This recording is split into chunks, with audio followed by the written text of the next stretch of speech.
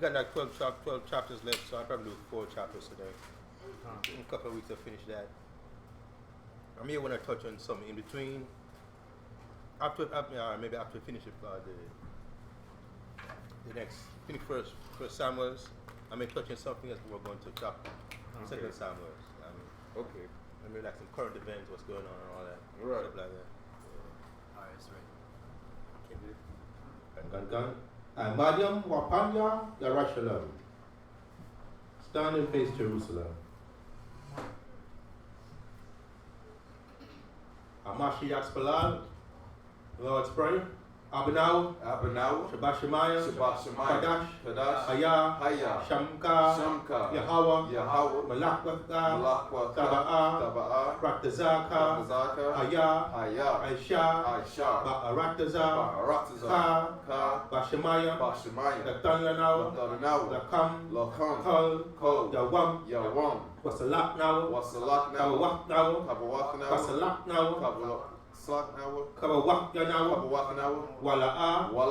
Tabaya now. Banasaya one. Abal. Hawashai now. Man. Ra. Kaya. Laka. Hamalakwa. Waha'ala. Wahat Tapa'ara. Ta'awalam. Ba'asham. Hamashiach. Ta'awashai. The water. Aman. This is the book of Matthew, chapter 6 and verse 9. After this manner, therefore pray ye, Our Father, which art in heaven, hallowed be thy name. Thy kingdom come, thy will be done, in earth as it is in heaven. Give us this day our daily bread, and forgive us of our debts, as we forgive our debtors. And lead us not into temptation, but deliver us from evil. For thine is the kingdom, and the power, and the glory, forever. Amen. For if ye forgive men their trespasses, your heavenly Father will also forgive you. But if ye forgive not men their trespasses, neither will your Father forgive your trespasses. By Hashem Amashiach Yahushai, the water tam yad, man.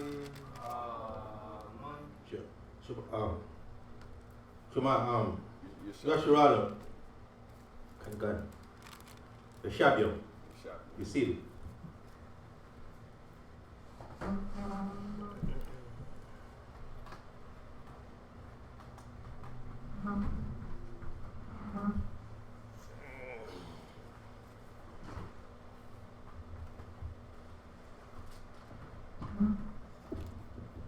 Shalom.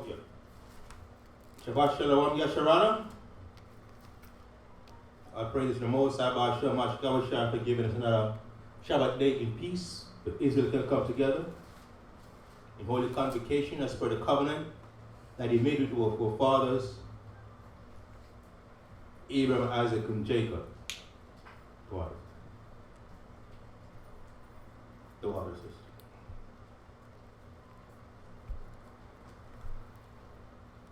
As we all know, we're going through some turbulent times right now, with the Most High, making His presence known on earth, because men have been at ease for a long time, thinking that they're in charge. So the Most High is just reminding them that He's in charge at any given point in time. He can bring about any kind of chaos in earth, any kind of plagues in earth. And us Hebrew Israelites are mindful of that situation, and mindful that these last days, it's going to be rough times. So who's our refuge in our times of trouble? The Most High, the Mashiach Yahushai. Understand? That's what we call upon when we're in trouble. That's what we give thanks to when we're blessed. And right now, the world is in trouble, including our people. When we're in trouble and we're not able to handle things of our own, we call it for our power. With Yahweh, Hashem Yahushai. So what in reference to that, the leaders of Israel, the nation of Israel, called a solemn assembly. We call upon Israel to call upon the Most High for hell. So we got to play a part. How do we play a part? We're calling a feast. We're calling a fast with the brothers and sisters of Israel. Reach out to each other and say, yeah, we got to call a fast and reach out to the Most High and ask the Most High to guide us and bring us through all these troubles we've seen. So that fast required or asked that the congregation of various camps in the nation of Israel would fast for 1 day, at least, from Thursday sundown to Friday sundown, which is today's Friday sundown, and the leaders of the various camps throughout Israel would start their fast on Wednesday sundown to today's sundown. So, we're in the east, we're in South Florida. Broward County, South Florida. So the sun just went down maybe like an hour or so ago. Okay, so an hour or so ago was the breaking of the fast, which Israel, those of our people participated in. We down here in LOZ, the Light of Zion, we reach out to a congregation, let them be aware of that. As a nation, we're gonna participate in that fast. So the leaders of LOZ, we agreed to fast from the Wednesday sundown to sundown today. And we asked our congregation, members of our congregation, to fast from yesterday, Thursday sundown to Friday sundown. Okay, so we just, myself and Moshe, we're here, Minister Moshe, we're here, and Officer Aliyah. Aliyah, right, we're here at the LOZ, so we just broke our fast with something like, maybe half an hour or so ago. Gone. I suppose brothers and sisters that are at their various homes right now, are maybe about to break their fast also. Okay? And of course, during that fast, we had to send a praise to the Most High. Ask the Most High to make atonement for, and forgive us of our transgressions. And to guide and protect us toward the troubles that we're facing. Right? Let's get Joel chapter 1, verse 14. I'll get Colossians first. Colossians 3:17. Then we're going to just read, just one verse, just one scripture in the book of Joel, and then we'll go back to the book of Samuel. Go to the book of Samuel for the regular class. This is the book of Colossians, chapter 3 and verse 17. And whatsoever ye do in word or deed, do all in the name of Mashiach Yahushua, giving thanks to God and the Father by him. Right, whatever you do in word or deed, meaning whether it's something you're discussing or whether it's an action, the deeds, make sure everything's in consistency, in accordance to the Most High's laws, statutes, and commandments. Okay, Joel chapter 1, verse 14. This is the book of Joel, chapter 1 and verse 14. Sanctify ye a fast, call a solemn assembly, gather the elders and all the inhabitants of the land into the house of the Most High your power, and cry unto the Most High. Right, that's what we did. Sanctify ye a fast. We call it a solemn assembly. Understand how? While we reach out to each other, various camps that should reach out to the inhabitants, the congregation of the camps, to participate in the fast and ask the Most High to guide and protect us, be our shield through these times, through these hard times. Gather the elders and all the inhabitants of the land into the house of the Most High, our power, and cry unto the Most High. Right?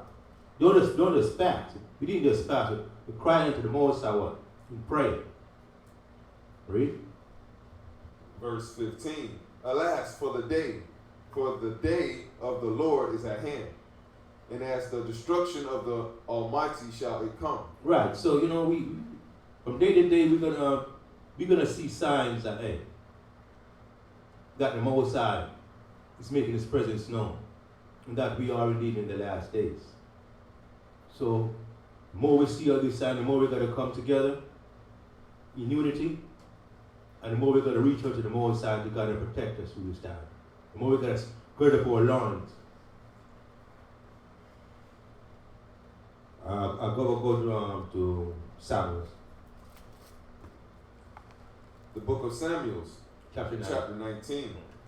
And Saul spake to Jonathan his son and to all his servants that they should kill David. Right. Now from last week's class, we saw how David was now really an arch enemy of Saul. Saul is now outright hates David. He saw that the Most High was with David, and his kingdom was now going to be passed on, not to Jonathan his son, but to David, whom the Most High had chosen now to succeed Saul, because Saul was not walking in the spirit that the Most High wanted him to walk in. Saul was walking in the spirit of not of obedience, but disobedience. And the Most High wants someone who's going to walk more along his path, keeping his commandments and following his orders. Read verse 1 again. Verse 1. And Saul spake to Jonathan his son and to all his servants that they should kill David. But Jonathan, Saul's son, delighted much in David. And Jonathan told David, saying, Saul my father seeketh to kill thee. Now therefore, I pray thee, take heed to thyself until the morning, and abide in a secret place, and hide thyself. Right. So like a hit was now on David. Saul told his son and his servants, say, "We're gonna kill this guy." But I remember the bond, the covenant that David and Jonathan made. So Jonathan, being a true friend, he went to David and told David what his father Saul's intent was, which was to kill David. So David should be mindful of that and hide himself and make himself too visible, because Saul was intending to kill him. Read. Verse 3.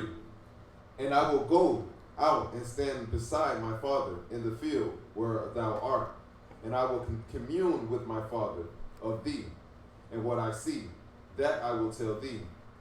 And Jonathan spake good of David unto Saul his father, and said unto him, Let not the king sin against his servant, against David, because he hath not sinned against thee, and because his works have been to thee ward very good. Right. So Jonathan letting David know, I'm gonna speak to my father on your behalf, and whatever my father says regarding you, I communicate that with you. So Jonathan kept his word and went to Saul and reminded Saul that, hey, David didn't do anything wrong. He didn't sin against you. He didn't betray you in a way. So you have to be mindful of that and not let your wrath, cause you to sin against David. Read. Verse 5. For he did put his life in his hand and slew the Philistines. And the Most High wrought a great salvation for all Israel.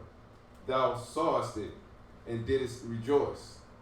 Wherefore then wilt thou sin not innocent against innocent blood to slay David without a cause? Right. So Jonathan reminded Saul of all that David did for Israel. The Philistines with Goliath. Goliath and the Philistines were causing much pain in Israel. Much pain in Israel, man, for years. And it was David who stepped up to the power of the Most High and slew this Philistine, Goliath. and delivered Israel from the anguish and pain that they were in under under Goliath. So why then it's Saul who should be more grateful to David, instead be hateful to David, who would have slain an innocent person without a cause. Read. And Saul hearkened unto the voice of Jonathan, and Saul sware, as the Most High liveth, he shall not be slain. And Jonathan called David, and Jonathan showed him all those things. And Jonathan brought David to Saul, and he was in his presence as in times past. Right. So Saul kind of took took the advice of his son, and so that now all that his son Jonathan said to him kind of appeased his anger. So at least he pretended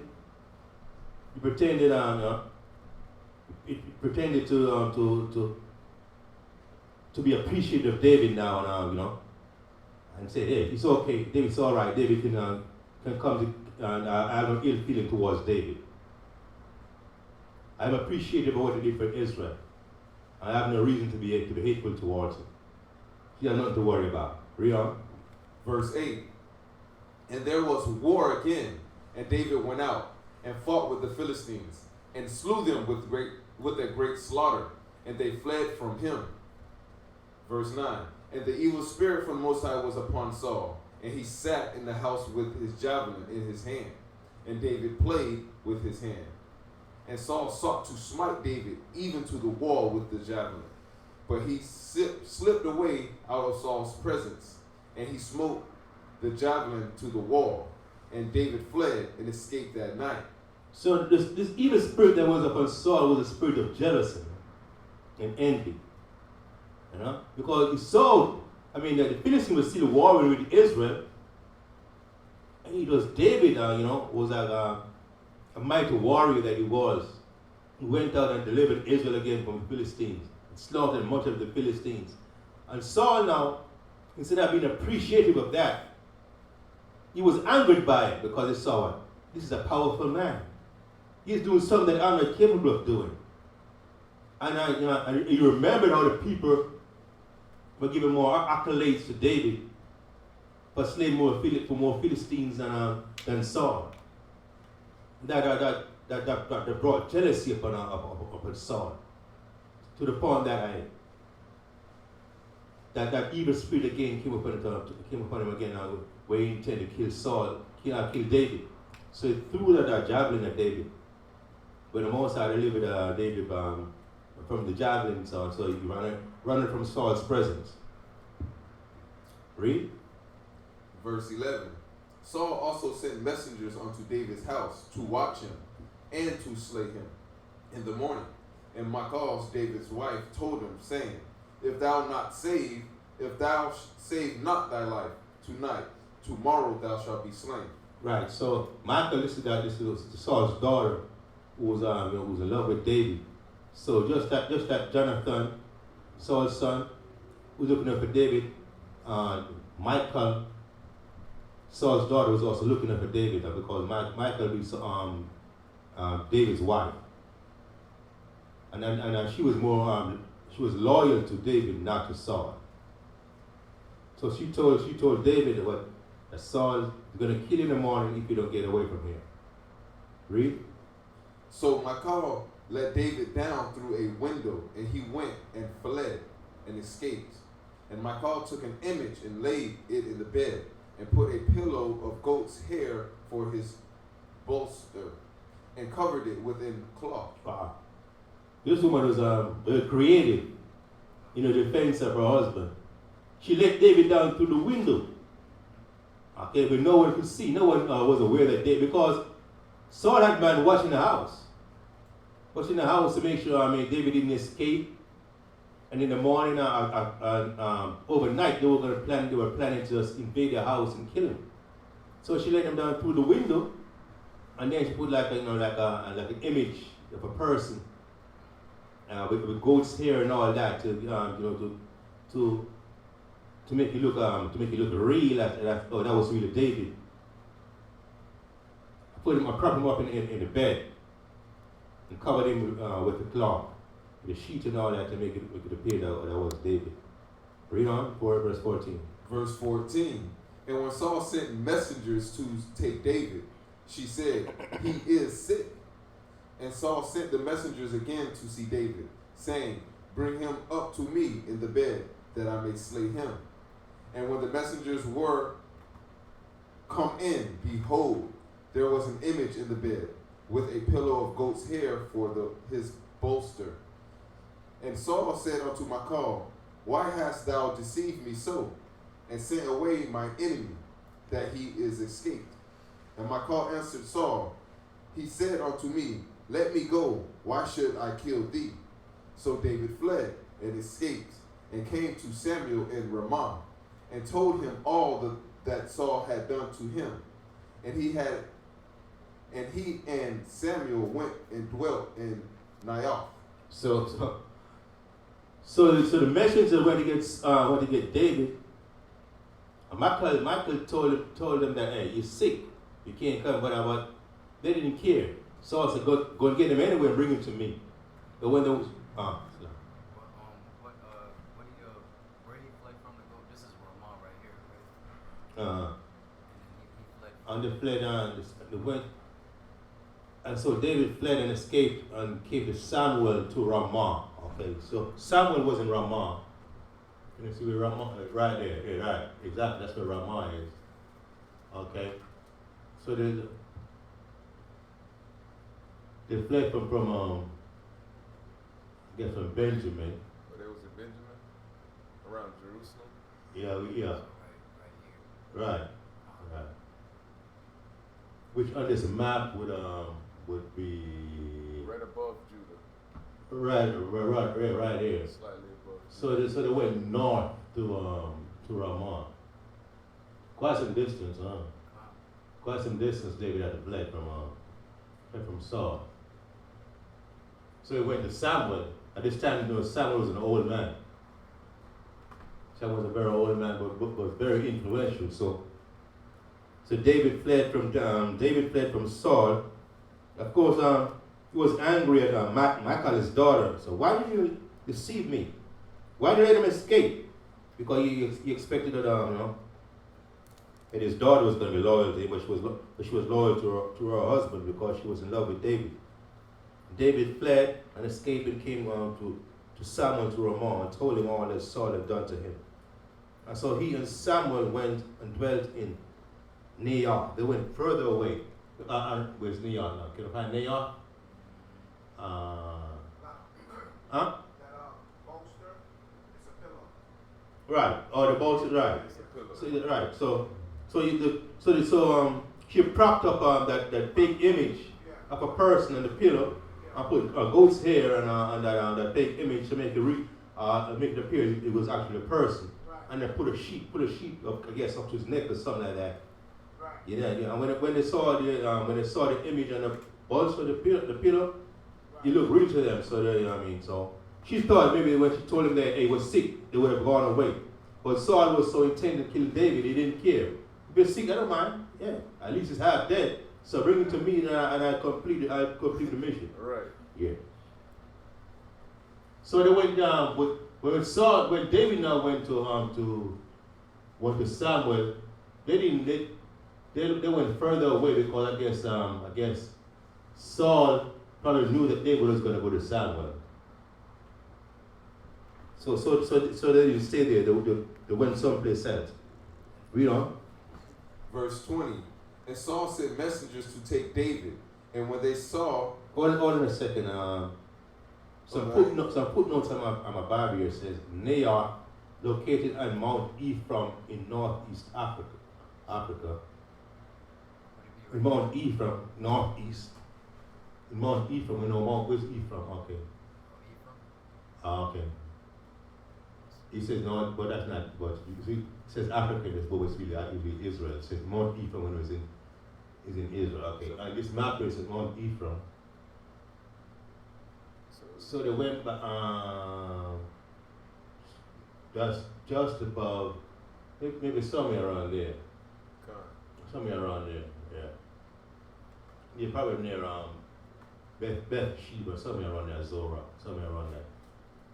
Okay.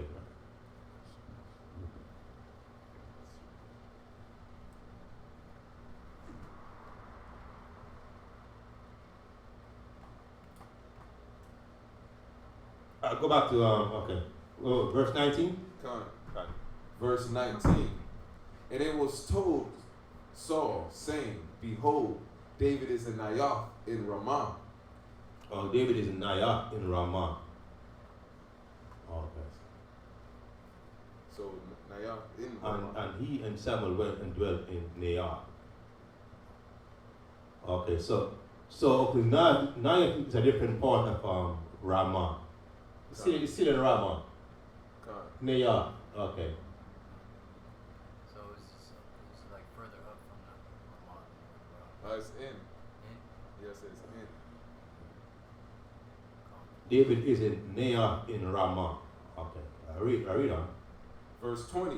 And Saul sent messengers to take David, and when they saw the company of the prophets prophesying, and Samuel standing as appointed over them, the Spirit of the Most High was upon the messengers of Saul, and they also prophesied. And when it was told Saul, he sent other messengers, and they prophesied likewise. And Saul sent messengers again the third time, and they prophesied also. Then went he also to Ramah, and came to a great wall, and that is in Sheku. And he asked and said, Where are Samuel and David? And one said, Behold, they are in Naioth in Ramah. And he went thither to Naioth in Ramah, and the Spirit of the Most High was upon him also. And he went on and prophesied it until he came to Naioth in Ramah. All right, let me see this now. So on 3 occasions, Saul sent messengers to Naioth to apprehend David. But those messengers, when they saw Samuel prophesying and the prophets that were with Samuel prophesying, the Spirit of the Most High jumped on those messengers, and they started prophesying also, which was you know what I mean, very disturbing to Saul. So what are you doing? I sent you guys to get David. Are you up there prophesying against me? Probably condemning me about my wickedness, or I'm trying to slay an innocent man, a man without a cause. So he sent another bunch of one of the guys. The same thing happened. The Spirit of the Most High jumped on them also. And they started prophesying against Saul and on the wickedness going on in Israel. I said, what? This guy betrayed me also. So he sent a third group of guys. And the same thing happened. He started prophesying against the wickedness going on in Israel again, and how Saul was trying to slay an innocent man. So Saul said, you know what? You know what I said? Good head is hard to find. You don't want something doing it, do the same. Right. So Saul said, you know what? I'm going to Ramah myself. Then went he also to Ramah, and came to a great wall that is in Sukkot, and he asked and said, Where are Samuel and David? And one said, Behold, they be at Naioth in Ramah. And he went thither to Naioth in Ramah. And the Spirit of the Most High was upon him also. I said, what? The Spirit of the Most High ain't no joke. The Spirit of the Most High even went and saw it. And he went on and prophesied. So Saul was prophesying also. Until he came to Naioth in Ramah. So the same Spirit that jumped on the men that Saul sent to kill David jumped on Saul also, where Saul started prophesying also the wickedness going on. And he stripped, verse 20, we read verse 24, read on. Verse 24, and he stripped off his clothes also, and prophesied before Samuel in like manner, and lay down naked all that day and all that night. Wherefore they say, Is Saul also among the prophets? Right, so Saul got so caught up in the prophecy, man, he stripped off his clothes. That was the Spirit of the Most High working on him. Started prophesying in front of Samuel and the prophets, laying down all day and all night. So people said, Is Saul a prophet also? This Saul, we heard trying to kill David, so now he's a prophet. So that's verse 19. That's chapter 19. Go to chapter 20 now. 1 Samuel chapter 20. And David fled from Naioth in Ramah, and he came and said before Jonathan, what have I done? What is my iniquity? And what is my sin before thy father, that he seeketh my life? And he said unto him, Most High forbid, thou shalt not die. Behold, my father will do nothing, either great or small, but that he will show it me. And why should my father hide this thing from me? It is not so. And David sware moreover, and said, Thy father certainly knoweth that I have found grace in thine eyes. And he saith, Let not Jonathan know this, lest he be grieved.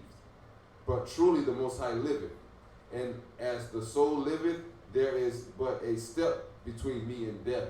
Right, so David fled from Naioth and went in Ramah, and came to Jonathan, to complain to Jonathan. What did I do? What is my iniquity? Why is the father trying to kill me without a cause? But Jonathan tried to reassure David that, I'm going to protect you. Whenever my father planned to do anything serious, including killing you, he would confide in me. And you know how close I am to you. The covenant that I made with you. So I'm going to let you know every time you're in danger so you can escape this danger.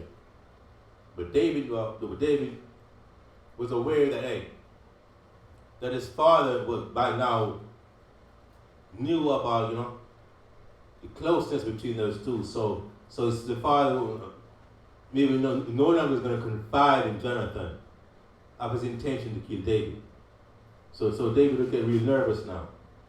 That the protection that he previously had by getting information from Jonathan was no longer going to be there. Read on verse 4. Verse 4. Then said Jonathan unto David, Whatsoever thou so desireth, I will even do it for thee. And David said unto Jonathan, Behold, tomorrow is the new moon, and I should not fail to sit with the king at meat. But let me go, that I might hide myself in the field unto the third day at eve. Right, so the new moon was coming, and David was always going to be there. David was always there at high holy days, sitting at the king's table for the new moon. Isn't that strange? The king is trying to kill you, sent men to kill you. He tried to kill you by throwing a javelin at you. But you're going to be brave enough. That's how much this man was committed to serving the Most High. Committed to keeping the commandments of the Most High and the Most High high holy days.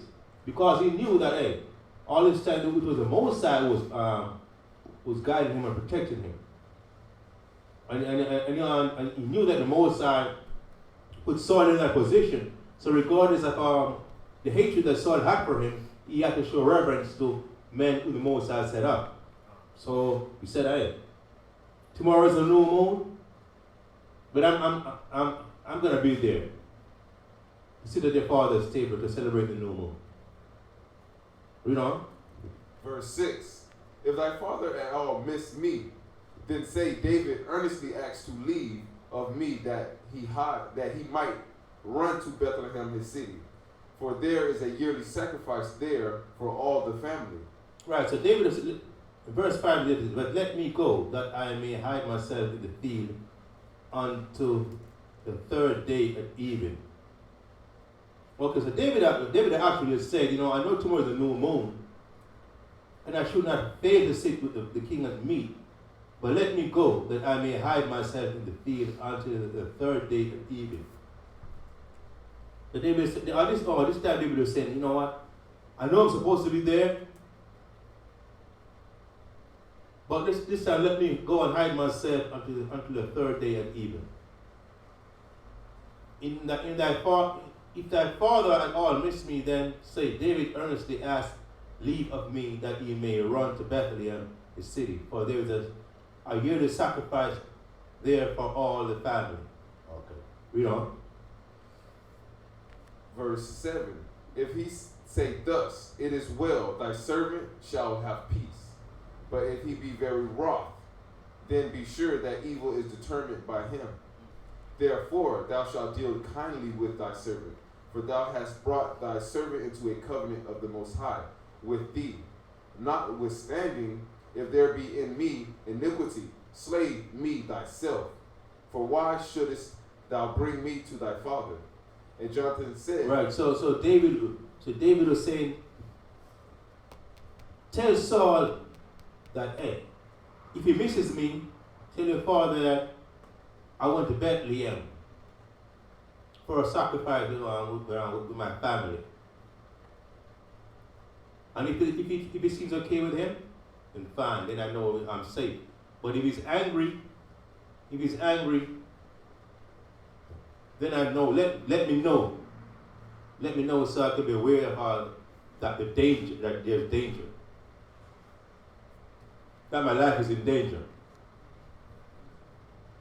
And if I remember also the covenant that I made with you. So if there's any iniquity in me, kill me yourself instead of bringing me to your father. Read. Verse 8. Therefore thou, verse 9, right? Verse 9. Verse 9. And Jonathan said, far be it from thee, for if I knew certainly that evil were determined by my father come upon thee, then would not I tell it thee? Then said David to Jonathan, who shall tell me? Or what if thy father answered thee roughly? And Jonathan said unto David, come and let us go out into the field. And they went out both of them into the field. And Jonathan said unto David, O Adawan, power of Israel, when I have sounded my father about tomorrow any time, or the third day, and behold, if there be good toward David, and I then send not unto thee, and show it thee. Verse 13. The Most High do so much, and much more to Jonathan. But if it please my father to do thee evil, then I will show it thee, and send thee away, and thou mayest go in peace, and the Most High be with thee, as he hath been with my father. Right. So Jonathan was reassuring David that okay, I'm gonna meet with my father, and if my father gives me the impression that hey, everything's all right with you, then you're safe. But if he gives me the impression that he's still intending killing you, I will communicate that information to you, and give a safe departure out so you can go hide yourself from my father. Right?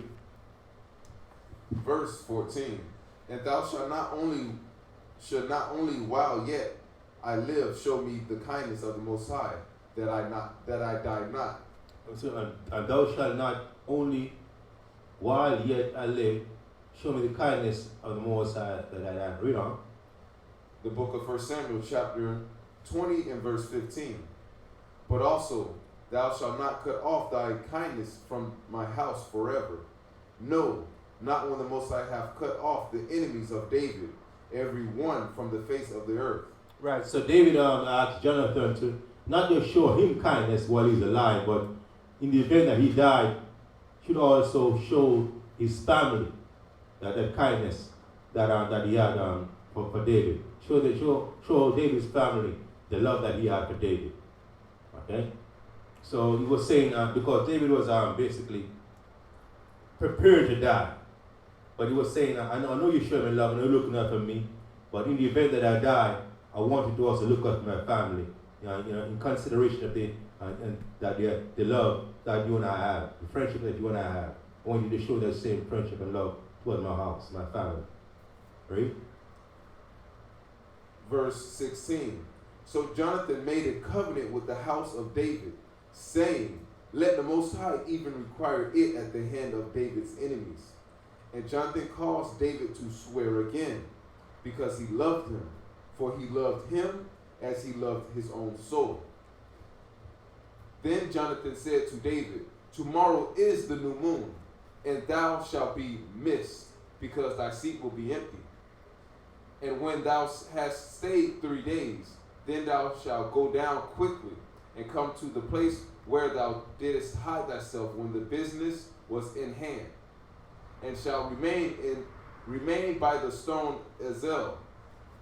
And I will shoot 3 arrows on the side thereof, as though I shot at a mark.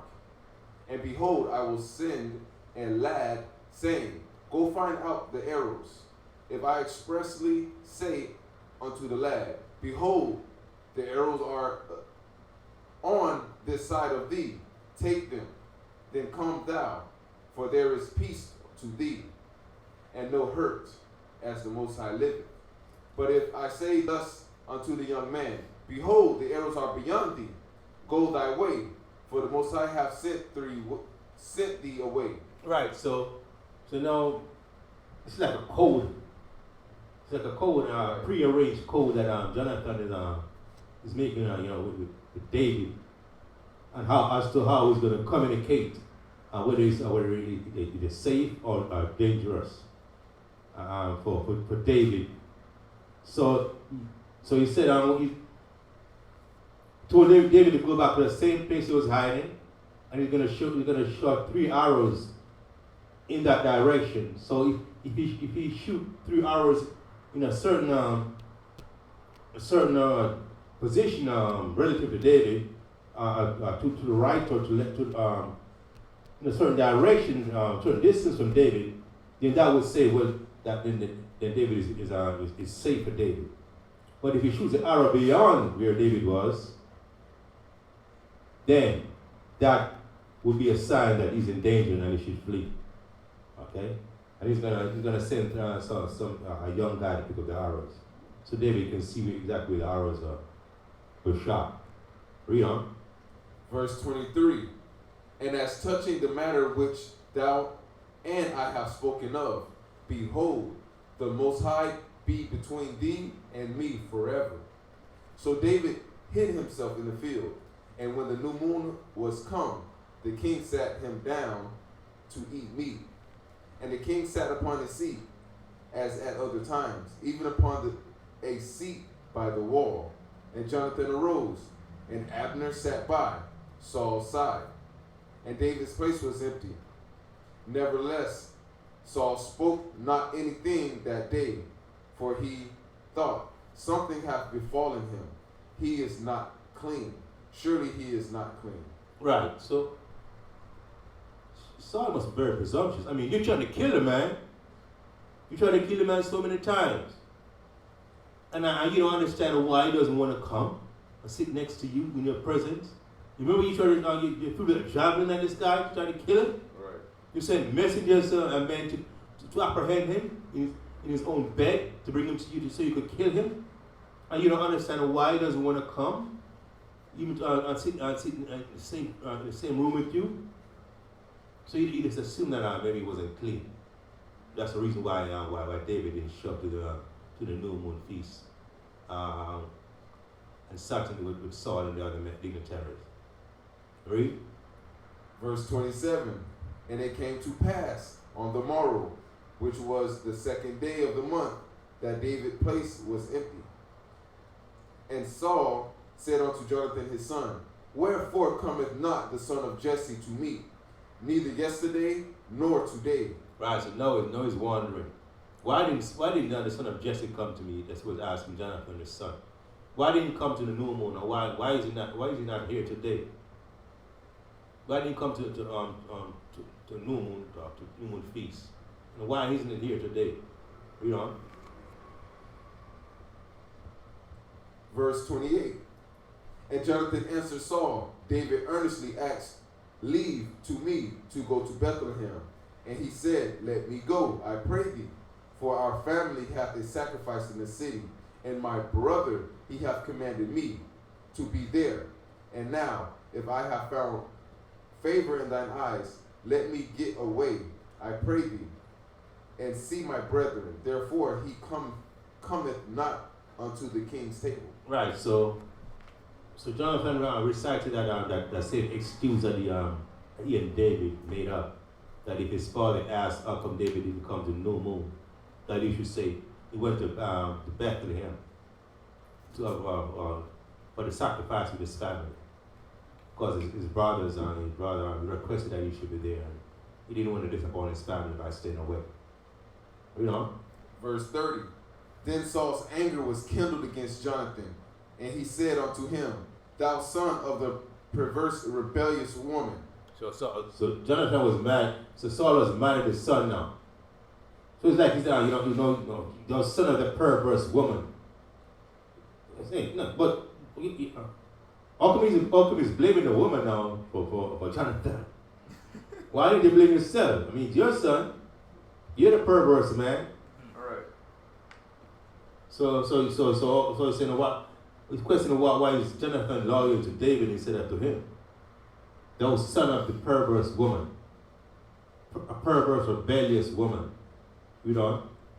Thou son of the perverse and rebellious woman, do not I know that thou hast chosen the son of Jesse to thine own confusion, and unto the confusion of thy mother's nakedness? Right. Don't you know that you've chosen now Jesse to your own confusion? You're confused, man. You're my son.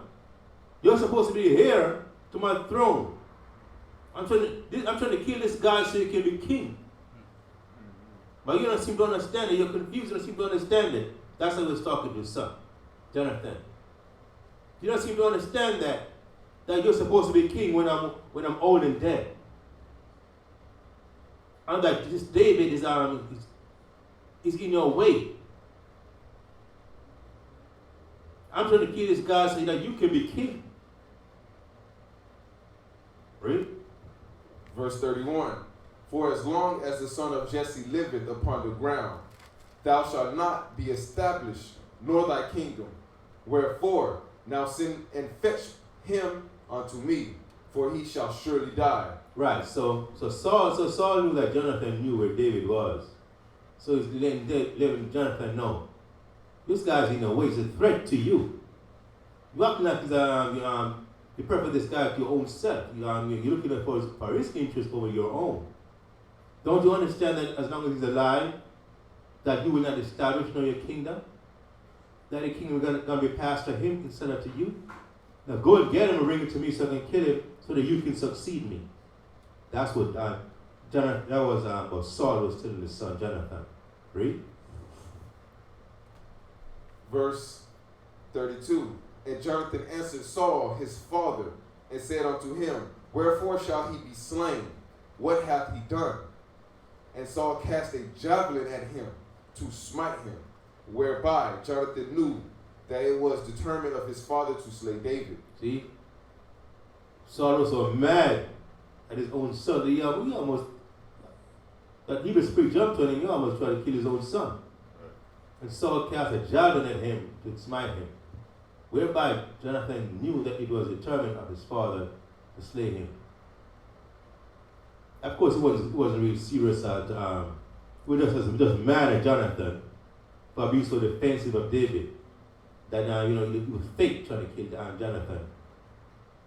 But when he threw that javelin at David, that was real though. He really wanted to kill David. 34. Verse 34. So Jonathan arose from the table in fierce anger, and did eat not meat the second day of the month, for he was grieved for David, because his father had done him shame. And it came to pass in the morning that Jonathan went out into the field at the time appointed with David, and a little lad with him. And he said unto his lad, Run, find out now the arrows which I shoot. And as the lad ran, he shot an arrow beyond him. And when the lad was come to the place of the arrow which Jonathan had shot, Jonathan cried after the lad, and said, Is not the arrow beyond thee? And Jonathan cried after the lad, Make speed, haste, stay not. And Jonathan's lad gathered up the arrows and came to his master.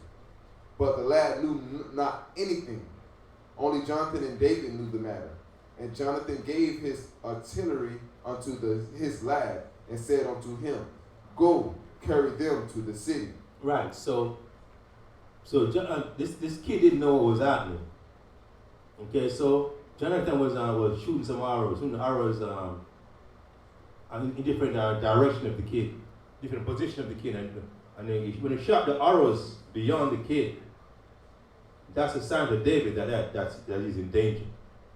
The kid didn't understand why those arrows were being shot, but David knew. David knew because Jonathan had an understanding as to what the position of those arrows relative to the kid meant, whether he was in danger or whether he was safe.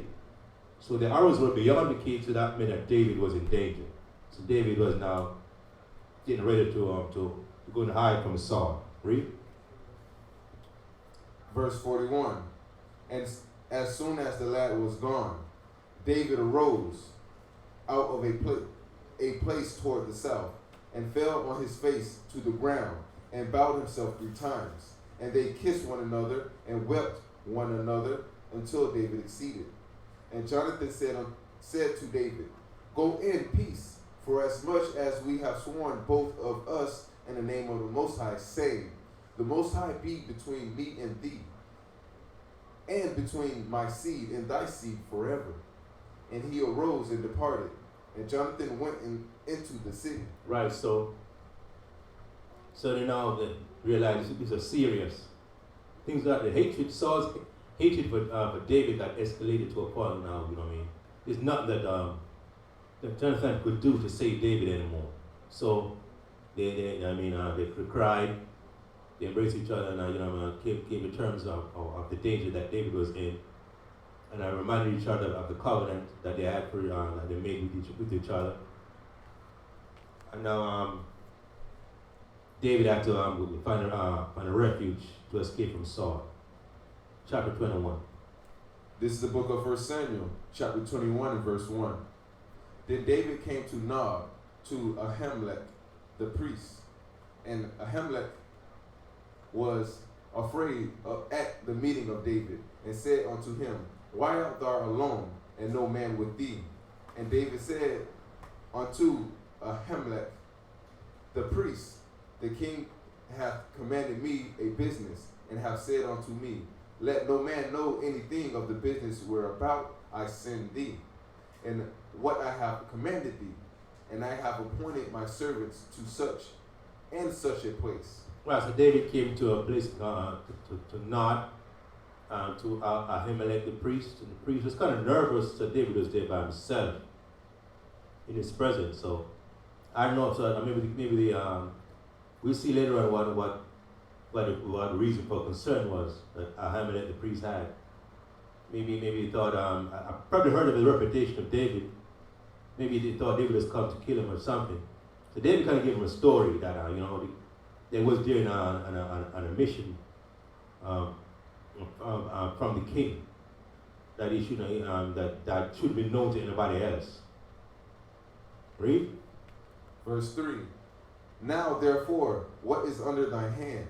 Give me 5 loaves of bread in mine hand, or what there is present. And the priest answered David and said, There is no common bread under mine hand, but there is a hallowed bread, if the young men have kept themselves at least from women. And David answered the priest. So David doesn't asking the priest for bread. No, therefore, what is under thy hand? Give me 5 loaves of bread in mine hand, or what there is present.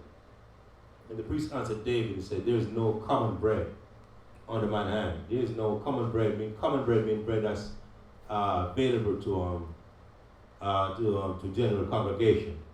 But there is a hallowed bread. What is that hallowed bread? Is that a true bread? If the young men have kept themselves at least from women, if the young men have kept themselves, meanwhile they didn't lay with the women, so they were clean. Okay, so in order to make this hallowed bread, the priests had to be clean. Mm-hmm. So David had this, what you're talking about, Keilah? No. The priestess was referring to the men who work under him, the young priests. This priest Ahimelech was referring to. He said the bread is hollow. The bread it says hallowed bread is holy bread, the true bread. If the priests who work with him kept the command, if he kept himself clean by not sleeping with a woman. But if, of course, if they slept with a woman, they would have been clean, so the bread wouldn't be holy. Okay, that's what Amalek was saying. Read on. Verse 5. And David answered the priest and said unto him, of a truth woman hath been kept from us about these 3 days. Hold on. No, not good. And David answered the priest and said unto him. Oh, I think what it's saying now. There is no common bread. Let me read verse 4 again. And the priest answered David and said, there is no common bread under mine hand, but there is a hallowed bread if the young men have kept themselves at least from women. So I guess we're referring to the men who were with David. Yeah. Right. Yeah, the men who were with David, not the men who were with the priest, but the men who were with David. Right. So you have to be clean to eat this kind of bread. Right. Right, again, yeah, right. He So, was, yeah. he was in the way, he was going into the temple Right, to drop the holy bread that you baked Right. already. right, Right? right. So this can't be eaten by common, by the general congregation. If anyone who eats this bread have to be someone who's clean, who kept on, right? And if you just laid up with a woman and were unclean, then you have no business eating this bread. Right. So David was now assuring him, with verse 5. Verse 5. And David answered the priest and said unto him, of a truth woman hath been kept from us about these 3 days. So David was assuring the priest that, they haven't slept with a woman in 3 days. Women have been kept from them about these 3 days. Read. Since I came out, and the vessels of the young men are holy, and the bread is in a manner common. Yea, though it were sanctified this day in the vessel. So he was assuring the priest that he and the young men that were with him have been kept from women for 3 days. Okay, read. So the priest gave him hollow bread, for there was no bread there but the showbread that was taken from before the Most High, to put not bread in the day. Read that again. Verse 6. So the priest gave him hollow bread, for there was no bread there but the showbread. So the hallowed bread was the showbread. Right. Read. That was taken from before the Most High, to put hot Right. bread That's it. in the day when it was taken away. Right. That's why he said put the hot bread. Because you know why? The 3 days went. And now what? It was the priest, it was going into the Sabbath. Mm-hmm. So you counted from the new moon, 3 days, and you got the Sabbath. That's how that floating Sabbath and that lunar Sabbath is off. Mm-hmm. Because he already counted 3 days. He Right. hit himself 3 days. Right. Then he went into the priest, Right. and the priest was what? In this tabernacle, putting the hot bread in there. So he didn't give him the hot bread, he gave him the bread that was there. That was there already. Right. Right. Get Leviticus 24, verse 5 through 8. The precept for that. 24, 5 to 8. Right. The book of Leviticus, chapter 24, 5. Leviticus chapter 24, verse 5. This is the book of Leviticus, chapter 24 and verse 5. Read. And thou shalt take fine flour, Mhm. and bake 12 cakes thereof. 2/10 deals shall be in one cake. And thou shalt set them in 2 rows, 6 on a row, upon the pure table before the Most High. And thou shalt put pure frankincense upon each row, that it may be on the bread for a memorial, even an offering made by fire unto the Most High. Every Sabbath he shall set it in order before the Most High continually. What? Every Sabbath he shall set it in order before the Most High continually, Right. being taken from the children of Israel by an everlasting covenant. That's what the priest was doing there. Right. It was on the Sabbath. On the Sabbath day. That was the Sabbath day. It's the same thing Yahweh Shai was referencing in Matthew the 12th chapter. Right here where you at right now. Right, It's the right. same thing. You read Matthew 12. Then you said, didn't you read when David went and got the showbread? Right. This is what it's talking about. You know what I mean? And we're referencing again the Sabbath again to show you that even from the new moon, he hit himself 3 days. Mm-hmm. And what? He ran into a Sabbath. Right. So you can't count From the new moon. and get 7 days and then catch a Right, Sabbath. because from the new moon when David hit himself, that was only 3 days. Right. It was only 3 days. Only 3 days. Right. And even So- when you read Matthew 12, you can get that after this. Matthew 12 will tell you how Right. much So I the Shabbat isn't based off the new moon. Right. It's not based off the new moon. Right. You understand? So the new moon is based off on the 7 days. Right. It was 7 day cycle. I mean, the Shabbat is based on the 7 day cycle. 7 days. Right. Right. You got a question? No, I was just gonna say, in verse 6 it says the showbread was taken from before the Most High. So that's knowing that it was for the Most High, it was taken from before the Most High. Yeah, because that's the old showbread. Right. Understand that? No, the priests are replacing the old showbread with new one. Right. Because he does it every Shabbat. Every Sabbath. Understand? So he gave David the old showbread, Mm-hmm. okay? Because the old showbread was going to be replaced by new showbread. Right. And that, which is something which he does every Shabbat. And that Shabbat day was 3 days Right. for the new moon, because David himself reassured them that these 3 days that he and the young man were not within a woman. Right. Remember? That those 3 days is when he had hid himself from Saul. Understand? And so that's proof right there according to the scriptures that the Shabbat is not based on the new moon, because this new moon was only 3 days away, and it was the Shabbat. Understand? And we know the Shabbat is every 7 days, not 3 days. Huh? Now go back to Liberty, to Samuel. The book of 1 Samuel chapter 21 and verse 6. So the priest gave him hallowed bread, for there was no bread there but the showbread that was taken from before the Most High, All right. to put hot bread in the day when it was taken away. Right. So the showbread that the priest gave to David was from the previous Sabbath, and that showbread was going to be replaced by hot bread, freshly baked bread. Understand? That was going to replace the whole showbread. That was the Sabbath day. Read on, verse 7. Verse 7. A certain man of the servants of Saul was there that day, determined before the Most High. Detained. Salakia. Detained before the Most High. And his name was Doeg, an Edomite, the chiefest of the herdmen that belonged to Saul. Right. Now a certain man of the servants of Saul was there that day, detained before the Most High. And his name was Doeg, an Edomite, the chiefest of the herdsmen that belonged to Saul. Remember, the Most High gave Saul what? In order to what? To slay all the Edomites? Even the cattle, everything. And Saul disobeyed them. Even to this point. Saul see that Edomites, right there in his presence. This Edomites have been slain a long time ago, from day one when the Most High sent Israel to conquer the Edomites. But Saul disobeyed the Most High. I know why is he keeping this guy for? For like a trophy to say, look what I got these Edomites walking around here. I conquered them.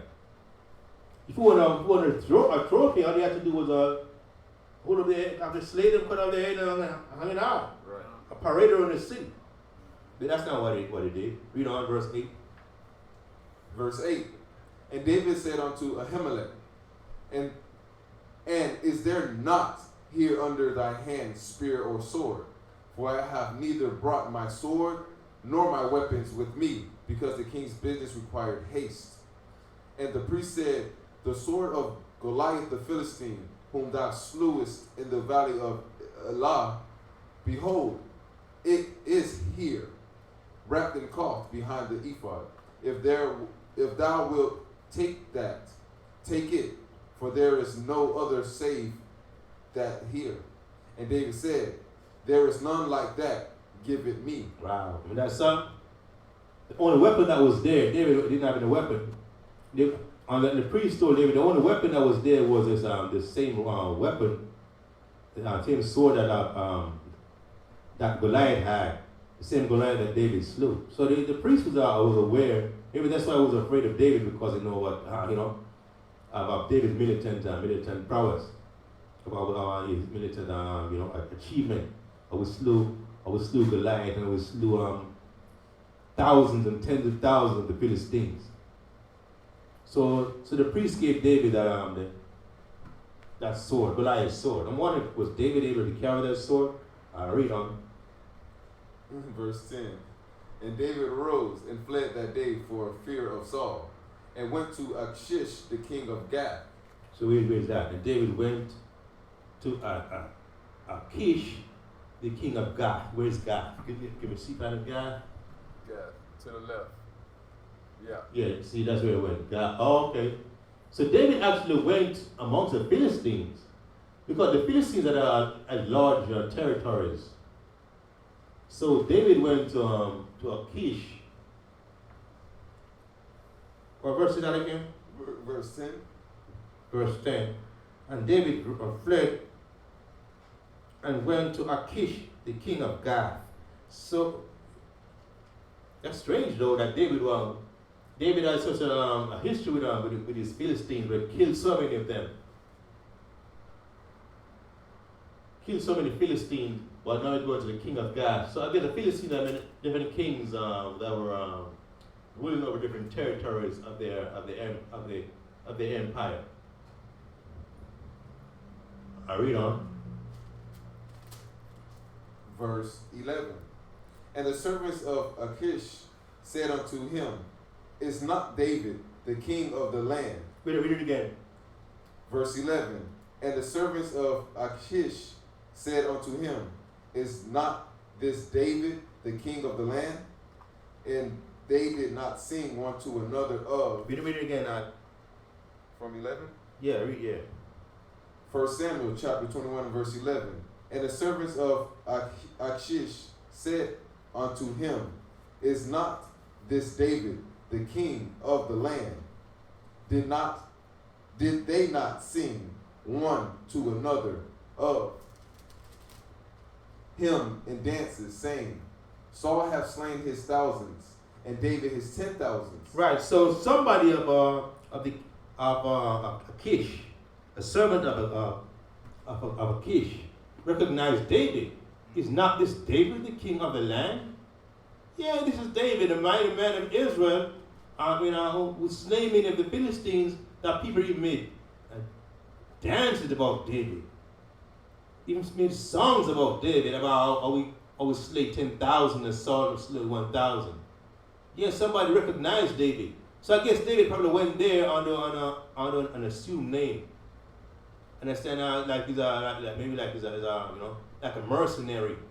You know what I mean? That could out for hire, that could link up with different territories or different kings and so on to go on raids and to fight against other places. But somebody recognized him, and let's see how David responded to that. Verse 12. And David laid up these words in his heart, and was so afraid of Achish, the king of Gath. Right. So David was trembling now and said somebody recognized him.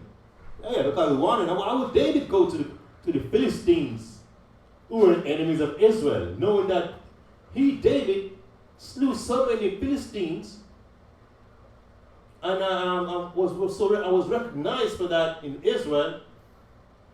This is the same guy who killed Goliath. So everybody in the land of Philistines was wondering, who killed Goliath? Oh, it's David. So everybody was wondering what it looked like on all that. Right. So how are you gonna hide? So David was kind of scared now. They made me out. They recognized me because he probably went there under an assumed name, pretending to be somebody else, like a regular soldier or something like that. Right. Yeah, but that wasn't working out. Let's see how that played out. Read on. Verse 13. And he changed his behavior before them, and feigned himself mad in their hands, and scrambled on the doors of the gate, and let his spittle fall upon his beard. Then said Achish unto his servants, Lo, ye see the man is mad. Wherefore then have ye brought him to me? So David had to read fast. Put up a quick one.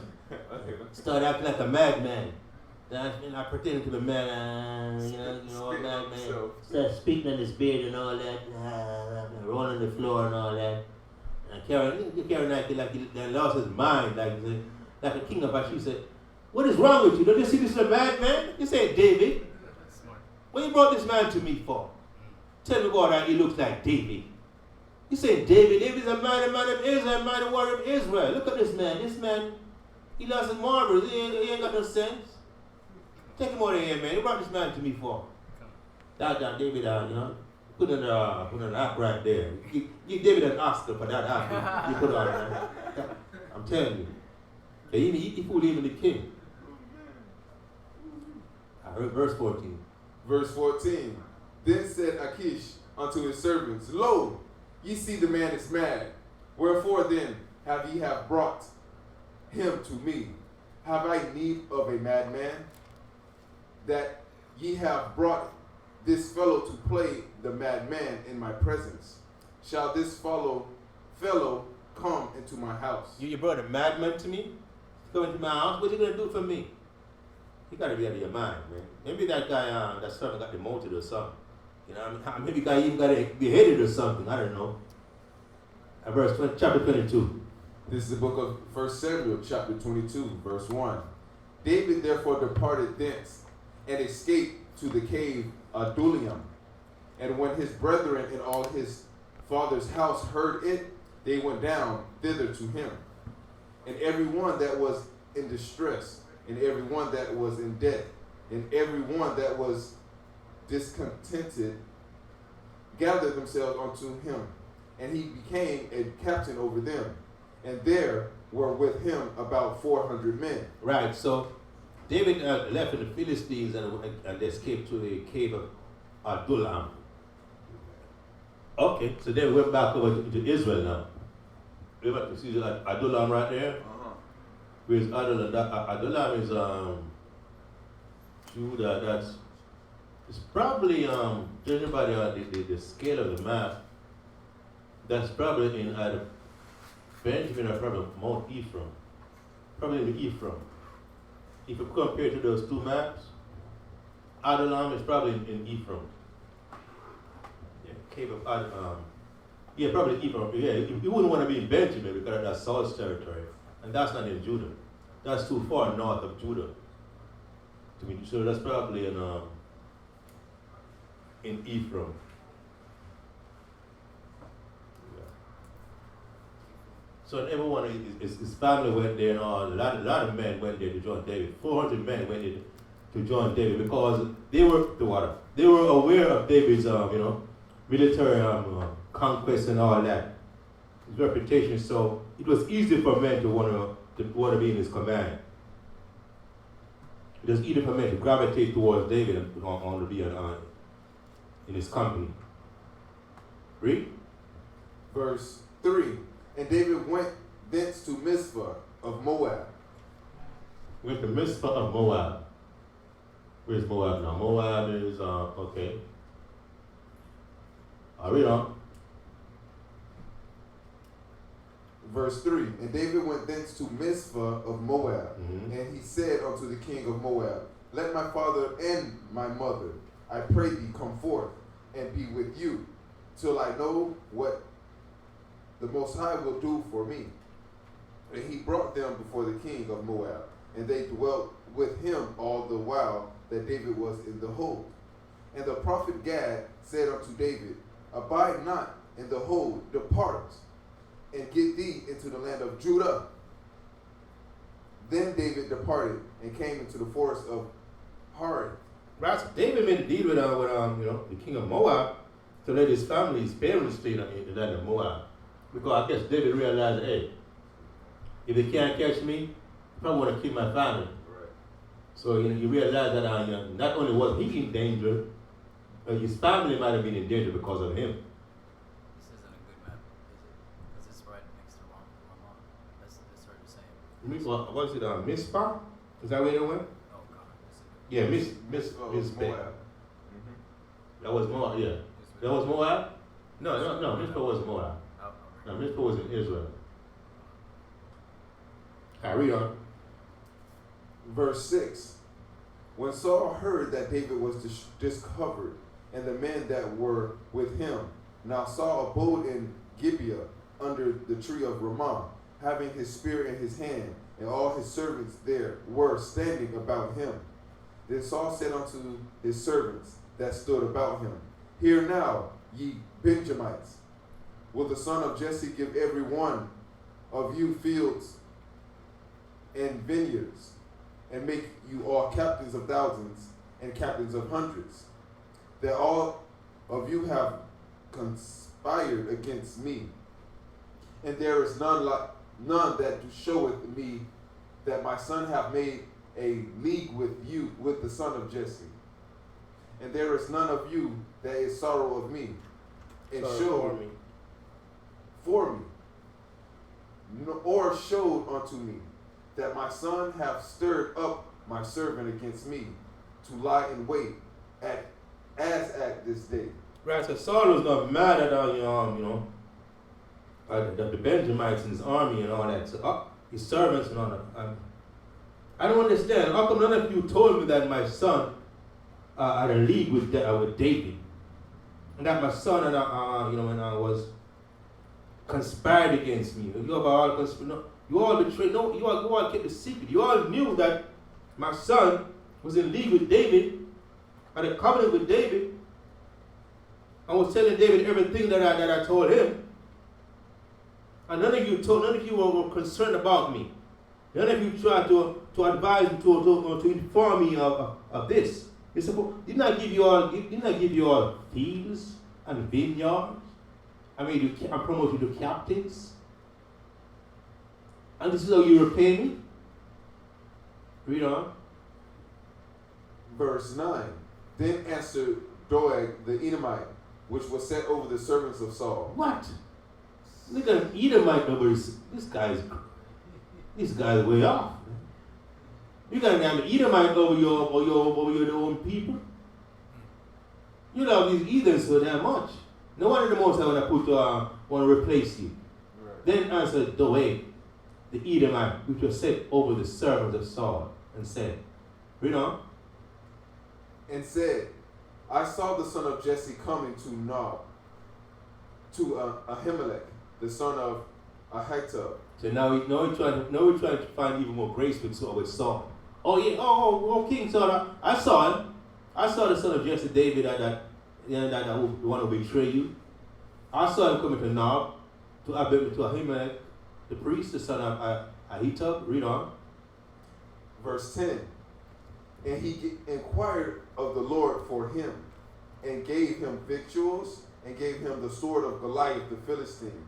Then the king sent to call Ahimelech the priest, the son of Ahitub, and all his... And the king said, what? He gave him the sword of Goliath? That was supposed to be a prized possession for the king. Right. Actually, not he did it. Show off show off to everybody, I got the sword of Goliath. Read on. Verse 11. Then the king sent to call Ahimelech the priest, the son of Ahitub, and all his servants, in all his father's house, the priests that were in Nob. And they came all of them to the king. And Saul said, Hear now, thy son of Ahitub. And he answered, Here I am, my Lord. Verse 13. And Saul said unto him, Why have ye conspired against me, thou and the son of Jesse, in that thou hast given him bread and a sword, and hast inquired of the Most High for him, that he should arise against me, to lie in wait, as at this day? Then Ahimelech answered the king and said, And who is so faithful among all thy servants as David, which is the king's son-in-law, and goeth at his bidding? At thy bidding.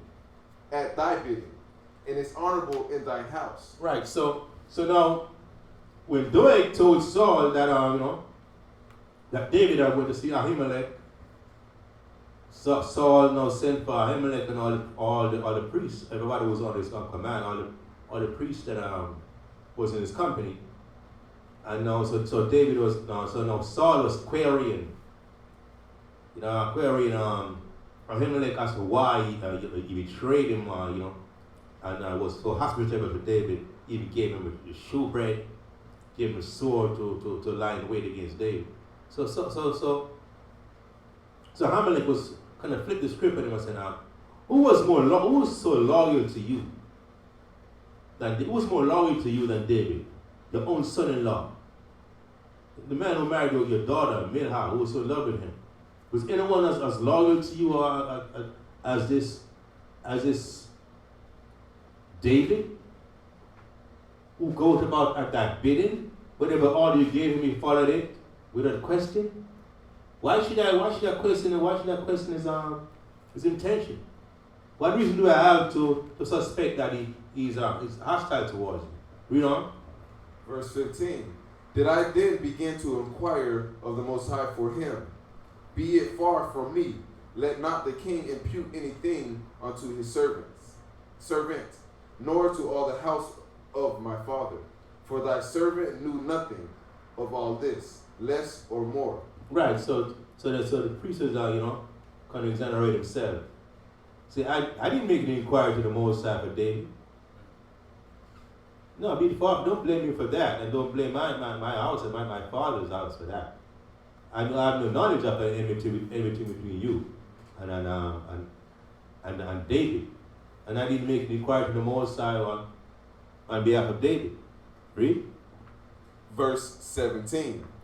And the king said unto the footmen that stood about him, turn and slay. No, verse 16. You didn't read 16. Salakia. Verse 16. And the king said, thou shalt surely die, Ahimelech, thou and all thy father's house.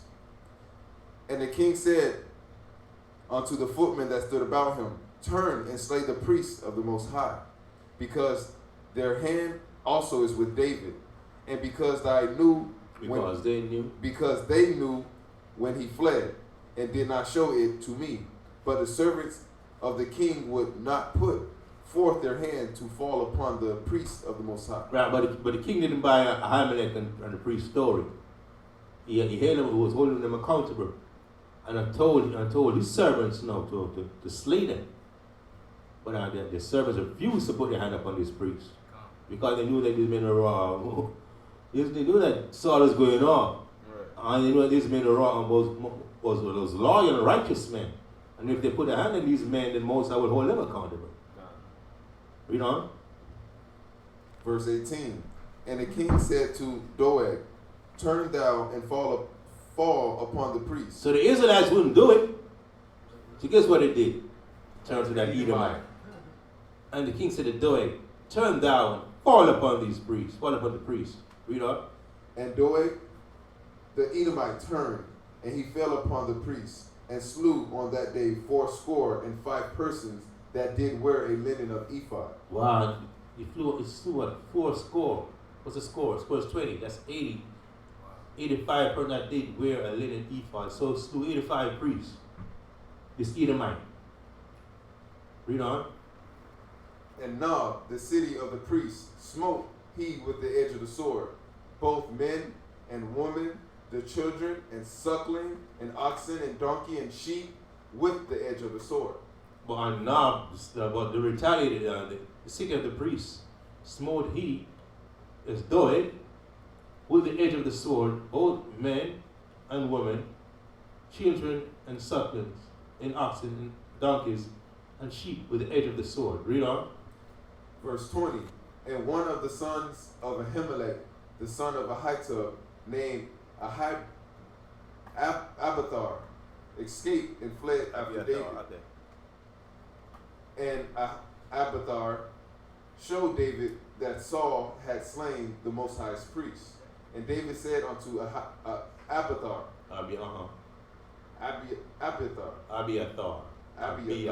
right. I knew it that day when Doeg the Edomite was there, that he would surely tell Saul, I have occasioned the death of all the persons of thy father's house. Abide thou with me, fear not, for he that seeketh my life seeketh thy life. But with me thou shalt be in safeguard. Right, so Samuel, Ahimelech's son, named Abiathar, escaped and fled to David and told David what happened, how Doeg the Edomite slew all the priests, including his father. And David suspected when he saw Doeg dead that that's got this guy up to no good. And so David said, the same people who try to kill me are trying to kill you. Okay, you're the priest's son, so you're going to kill your father, so they're trying to kill you too.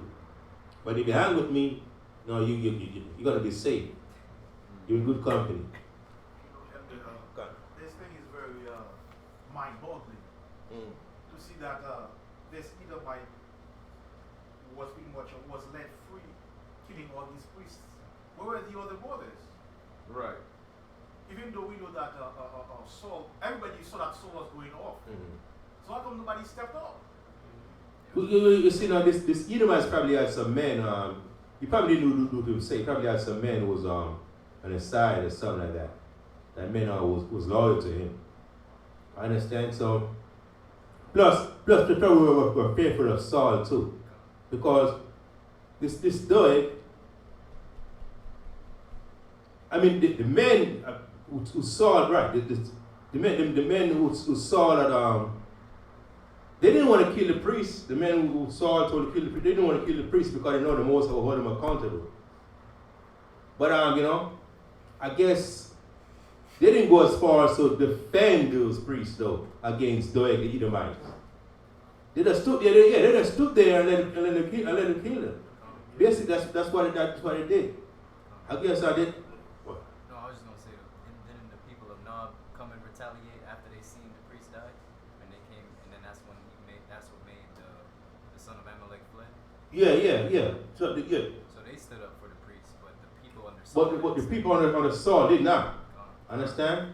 The people on the Saul refused to kill the priests. That's as much as they did. Yeah, that's in verse 19. But when Doeg and Edom was killing them, they didn't do anything. They just stood there letting them kill him. Because I don't know, I guess I say well, at least we didn't kill him. We didn't kill him. We're not gonna go as far as to defy Saul's command. It was kind of like to say like this. He didn't make any sense, but that's what they did. They didn't do the kill themselves when they were ordered to, but they didn't stop somebody else from doing it. They didn't stop doing the Edomite from doing it. The people who retaliated had to be the people of Nob, where the priests city. What does that Edomite? How do we have an Edomite in the army of the Lord? Right. That's what I'm saying. That's what I said earlier before you came in. The Most High told Saul to kill all those Edomites. Yeah. Kill all the Edomites. Kill all the cattle and all that. Men, women, and children. But Saul kept all the prize, so-called prize. People, I don't know, maybe thought they could add to his kingdom. They could contribute to his kingdom. And he even put them over other people. You know what I'm saying? That's what Saul did. That's why the Most High saw that this guy got to go. This guy Saul got to go. He totally disobeyed all my commandments. He got people ruling over my people. You got an enemy ruling over my people. When I gave him specific instruction, a command to kill those people, kill those enemies. When you read the Numbers, when we were living in Egypt, these guys, they were the ones that were going after us. These Amalekites, they were the ones who sneak upon the tide of our people and start killing us from behind and start slaughtering. That's what the Moses said. Don't forget this, what Amalek did. I got that. That's in 1 Samuel chapter 15 and 2. Thus saith the Most High of Hosts, I remember that day which Amalek did to Israel, how he laid wait for him in the way when he came up from Egypt. See that? When he laid wait. When someone laid wait for you, what's that? That's an ambush. they didn't cut. You see you coming, they hide in the trenches and wait for you. Wait for some the ones who were lingering behind and start slaughtering them from behind. That's what they did. They laid wait for that. They knew we were coming, and they knew we were hungry, tired, and yeah, they just ambushed us, man. Snuck upon us and slaughtered us. A time of weakness and despair, when we're tired and hungry and all that, when they should have been an help to us. Right. And the Moses said, don't forget it. But this guy saw this, he forgot everything. During the Trail of Tears, when Andrew Jackson was dispersing the tribe of Gad and the tribe of Reuben to put them in the reservations, those children and women that were behind that couldn't go, right. His soldiers took them and slew them against the stones. That's on the Most High said, don't forget those things. That's why get Isaiah 14:21. So right Christian to recompense tribulation to them that trouble you, man. Same thing that they did to us. The Most High said we can do that to them. It seems that Saul has no, he doesn't. Oftentimes when those guys say, remember the days of old, oftentimes you see that David is pretty much saying, when the prophets always say, what you did to us in the old days. Right. It seems that Saul had no knowledge, pretty much, he took no care of what happened to our people. Right. He was concerned. He was thinking spiritually. He was thinking carnally. Right. Understand? He was thinking going up by his own wisdom, which was totally alienated from the Most High's wisdom. Isaiah 14:21. This is the book of Isaiah, chapter 14 and verse 21. Prepare slaughter for his children, for the iniquity of their fathers. Right. So they were slaughtering the younglings and the weaklings of our people who, like you said, who couldn't make it, who are not able to make it into the reservations. Read on. That they do not rise, nor possess the land, nor fill the face of the world with cities. For I will rise up against them, saith the Most High of hosts, and cut off from Babylon the name, the remnant and son and nephew, saith the Most High. Right. When the scripture said, happy shall ye be when it dashed down the young ones. That's the one I was looking for. Psalm 137. Give me that one. Call it again, kind of script again now? Yeah, Psalm 137. Psalm 137. Okay, give me that one. Verse 7 and 8, is that what it is? Verse 9. Or you can start 5. Okay. Psalms 137. Psalms 137, verse 5. Verse 5? Verse 9? Verse 9. Come. Start verse 7. No, verse 7 and 8. Read on. This is the book of Psalms, chapter 137 and verse 7. Yes, I was 7. Remember, O Lord, the children of Edom. Remember, O Lord, the children of who? Of Edom. Edom, who's this guy Doeg? Edomite. Don't forget them. Read on. In the day of Jerusalem. In the day of Jerusalem. Who said, raise it. What does it mean to raise it? The swords? No, when it says raise it means to destroy it. Totally demolish it. That's what I mean, raise it. It doesn't mean to bring it up. Raise it. Destroy, demolish it. Read. Even the foundation thereof. Even the foundation must be destroyed. And when the foundation of any building is destroyed, what does that tell you? All the building going to collapse. If there's no foundation, if you ain't got no feet, you can't walk? No. If the foundation, if a car ain't got a tire, can it drive? No. It's the foundation. So when the foundation of our temple and our city was destroyed by the Edomite, by the Babylonians, read on. Verse 8, O daughter of Babylon, who art to be destroyed. See, that was the Edomites are encouraging the Babylonians to do it. Raise it. That's what it said to the Babylonians. Raise it. Read on. Happy shall he be. Read it again. Verse 8. O daughter of Babylon. O daughter of Babylon. Who art to be destroyed. So America right here, the Edomites, the daughter of Babylon, they've adopted all the Babylonian customs. This is a different generation. Read on. Happy shall he be Mm-hmm. to reward thee as thou hast served us. Mm-hmm. Happy shall he be that taketh and dashes thy little ones against the stones. So who's the daughter of Babylon that the Most High reference? It's Edom. He's not referring to the Babylonians. It's a daughter of Babylon. Happy shall he be. Who's a he? Inhabitants of Jerusalem, which are the Israelites. Happy shall we be.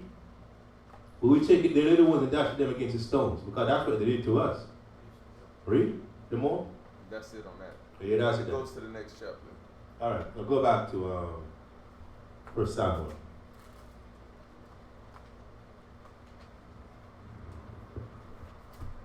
I think we're going into chapter 23. Let me see how long that is.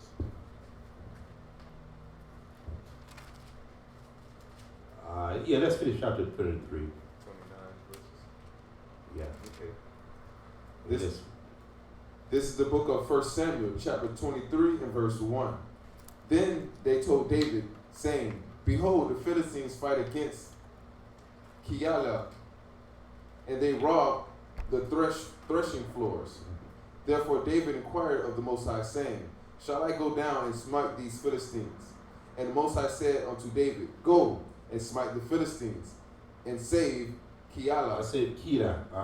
What's Keilah? Is that a person or a place? It's a place. Keilah was located just below the city of Bethlehem in northeast Africa. You always scripture, Bethlehem. Let's say what Keilah is. Can you see that? Just below Bethlehem. It's Bethlehem, so somewhere around there, Keilah. Northeast, so Keilah just somewhere in Bethlehem. The Philistines came all the way to northeast Bethlehem to fight against the city Keilah. Read on. Verse 3. And David's men said unto him, Behold. So the men told David that the Philistines are going to rob the place and kill all the people. David inquired of the Most High if he should go out and take revenge on the Philistines. And read on verse 3. Verse 3. And David's men said unto him, Behold, we be afraid here in Judah. How much more then if we come to Keilah against the armies of the Philistines? Then David inquired of the Most High yet again. And the Most High answered him and said, Arise and go to Keilah, for I will deliver the Philistines into thine hand. Right, so the men in Judah were saying, man, we're afraid right here in Judah, and you want us to go to Keilah where a lot of Philistines are camping out? Oh, yes, Keilah. There's Keilah right there. Oh, God. I had another one too right here. Yeah, Keilah is, right. Keilah is just above, it's north of Judah, so it's probably in Benjamin. It's out of Judah's territory. It's probably in Benjamin somewhere. Keilah. Let me see this map again. This one right there. So Keilah is probably in Benjamin. It's northern Benjamin or southern Ephraim, but it's not in Judah's territory. So that they were saying that the men of Judah said, we're in Judah, we're afraid, and you want us to go in Keilah where the Philistines are? So David had to inquire of the Most High again, and the Most High said, yeah, go. Right? Verse 5. So David and his men went to Keilah and fought against the Philistines and brought away their cattle and smote them with a great slaughter. So David saved the inhabitants of Keilah. And it came to pass when Abiathar, the son of Ahimelech, fled to David to Keilah, that he came down with an ephod in his hand.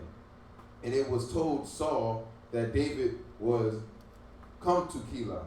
And Saul said, God hath delivered him into mine hand, for he is shut in by entering into a town that hath gates and bars. And Saul called all the people to gather to war, to go down to Keilah, to besiege David and his men. So Saul heard that David was a Keilah. He said, aha. So now he came to sit at that gate. So we just shut the gate on him and we just send men to get him. Read on. Verse 9. And David knew that Saul secretly practiced mischief against him. And he said to Abiathar, the priest, bring hither the ephod. Then said David, O most high power of Israel, thy servant hath certainly heard that Saul seeketh to come to Keilah to destroy the city for my sake. Will the men of Keilah deliver me up into his hand? Will Saul come down as thy servant hath heard? O Lord God of Israel, I beseech thee, tell thy servant. And the Most High said, he will come down. So David, the priest Abiathar was with David. He had an ephod, so he was inquiring of the Most High. So David inquired of the Most High to Abiathar, and if Saul would come and attack him in Keilah, and the Most High said, yeah, he's gonna come.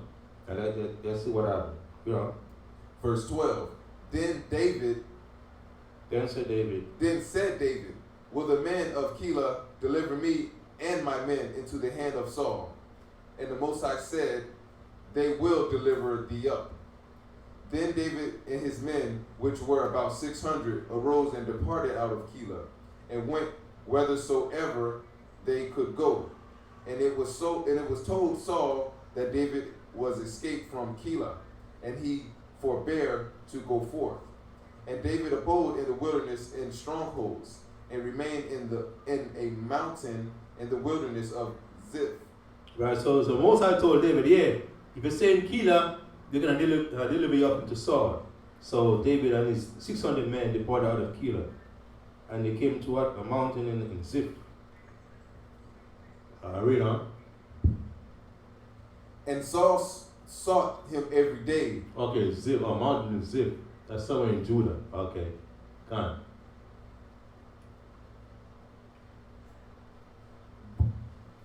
Read on. And Saul sought him every day, but Yahweh delivered him not into his hand. And David saw that Saul was come out to seek his life. And David was in the wilderness of Ziph in a wood. Right, but David, Saul was relentless in his pursuit of David, man. But David was in the wilderness of Saul, and so Saul wasn't able to find him. Read on. And Jonathan, Saul's son, arose and went to David in the wood, and strengthened his hand in God. And he said unto him, fear not, for the hand of Saul my father shall not find thee, and thou shalt be king over Israel, and I shall be next under thee, and that also Saul my father knoweth. Yeah, that was great friendship. This guy was willing to give up what was supposed to be his in order for a man of the Most High to take that position. Because Jonathan knew according to rulership went, that the son always, succeeds the father. Saul did the father, which means that when Saul died, Jonathan, his son, would succeed him as king. But Jonathan knew that the Most High wanted David instead to be king. And that was okay with David, with Jonathan. He said, you're going to be king of Israel, and I'm going to be, I'm satisfied to be next to you.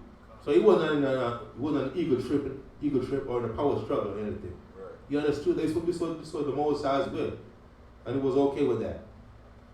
Read. Verse 8. And they too made a covenant before the Most High. Verse 18. Verse 18. And they too made a covenant before the Most High. And David abode in the wood, and Jonathan went to his house.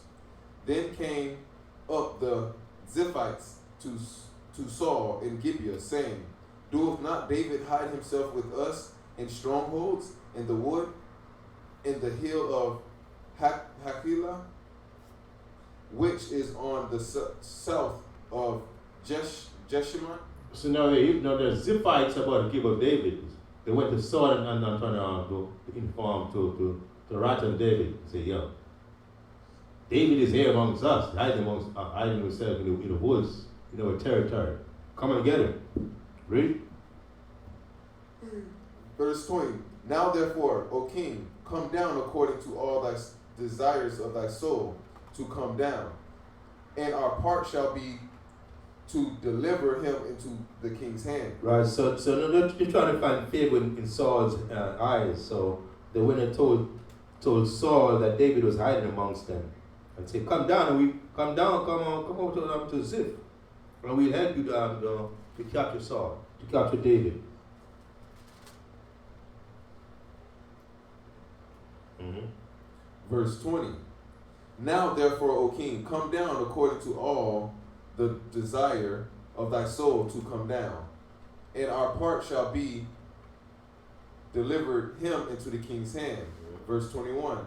And Saul said, Blessed be ye of the Most High, and ye have compassion on me. Well, ye have compassion on me. For ye have compassion on me. Go, I pray you, prepare yet, and know and see his place where his haunt is, and who have seen him there.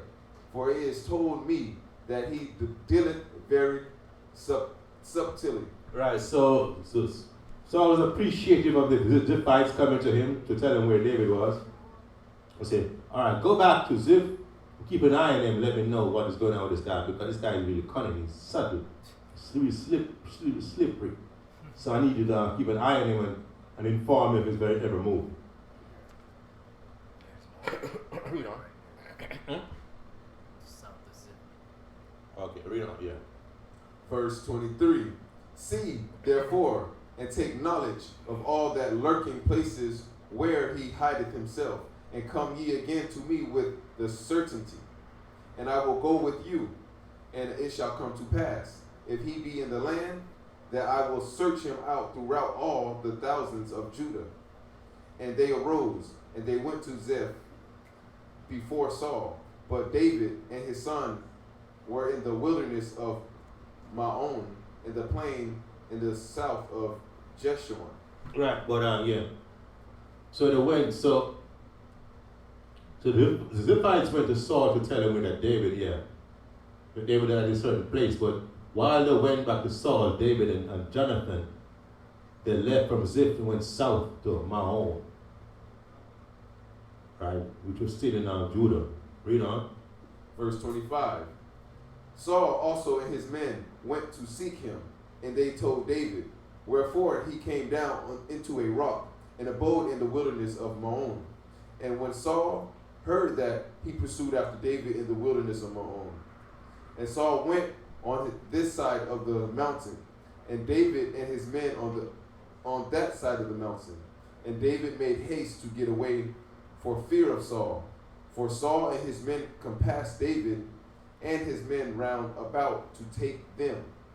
But there came a messenger unto Saul, saying, Haste thee, come, for the Philistines have invaded the land. Wherefore Saul returned from pursuing after David, and went against the Philistines. Therefore they called that place Keilah Hamalak. Keilah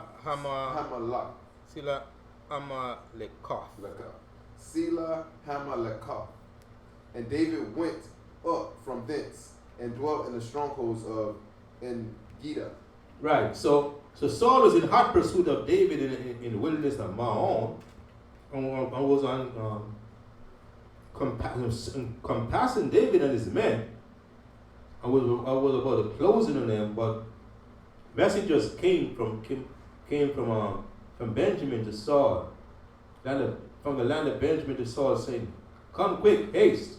The Philistines have invaded the land." Because the Philistines, they were doing while Saul was doing his investigation and inquiries to where David was.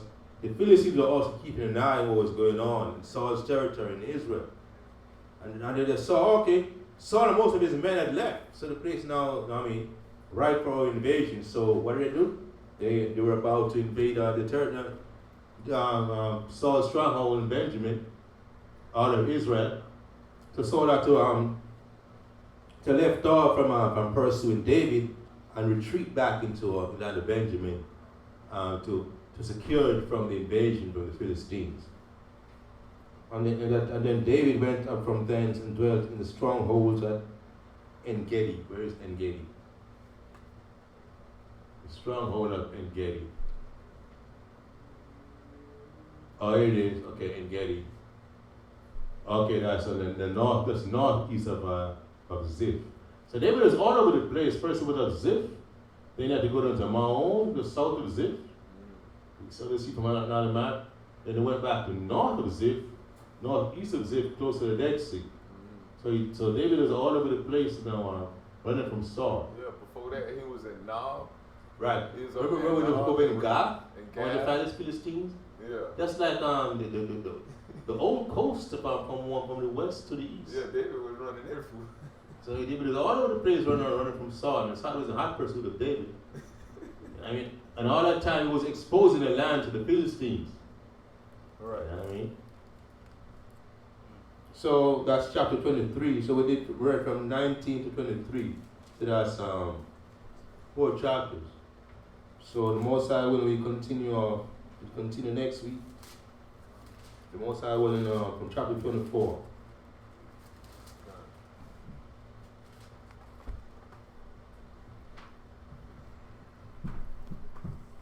Shalom, Yeshua, don't forget tomorrow, Most High willing, 11 a.m. Eastern, we're going to have the Hebrew class. After that, then we have the Shabbat service starting about 12 noon Eastern, 12:30 Eastern.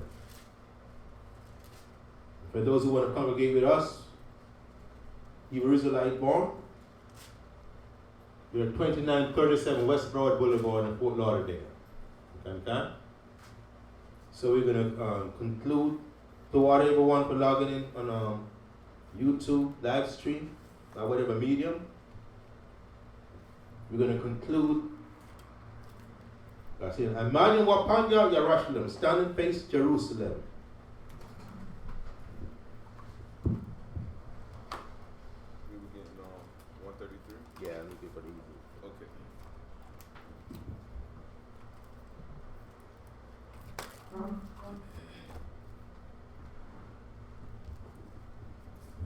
Psalms 133.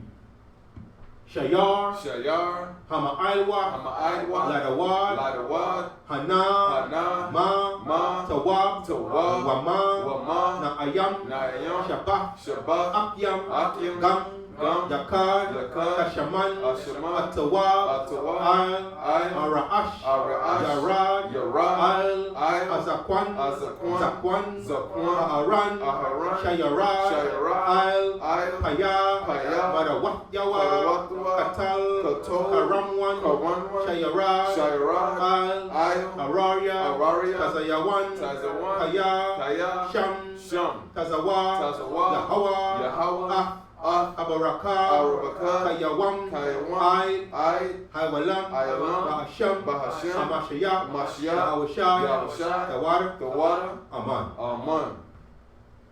This is the book of Psalms, chapter 133. Behold, how good and how pleasant it is for brethren to dwell together in unity.